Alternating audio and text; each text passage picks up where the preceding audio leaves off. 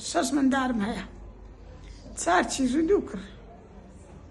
ئەو زەواڵەیان دەرێهم نەخۆش بووم و هاتمەکەنەت و ئەوەی وەسفتیان لۆ کرد هاتمەکەنەت و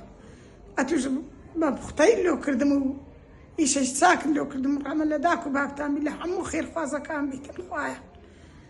لۆ خاتری پێغەمبەری هەر سەرکەوتوو بن خوای گەورە زۆر زۆریان یارمەتیدام نەخۆ نەمبوو ئەوەندە هەر نیوا و نیو زیاتر یارمەتیان دایمە هەر نیوا و نیو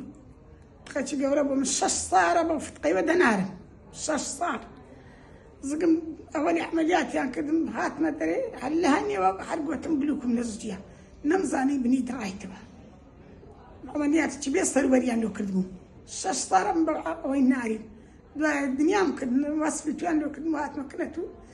لۆت کردم و بە جوانی بە پوختەیی بە ڕێچی گەلە نا بیست ئازم گەلە کارە تا برێ ئیس ئازم زگم ئەوەندە بوو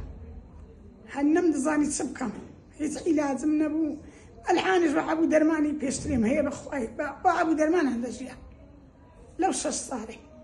یا ڕەبی خوایە سەرکەوتوو بی عملیاتێکی گەلە باش و گەورە پوختە لۆ کردم دەستت خۆش بی خدای گەورە مار و مندار لێ نەستینی ڕەحمە لە داک و بابت بیتن بە گەورەی خوای هەر کەسی خەیان پێ کردی و ئەو خستخانت دروست کردێنەوە مسلمانە یارمەتی فەقیر و هەژاران دەدەی یا ڕەبی خوای یارمەتیتاندا خوایە خاتر پێغەمبەری یا هەموو خێرخوازەکان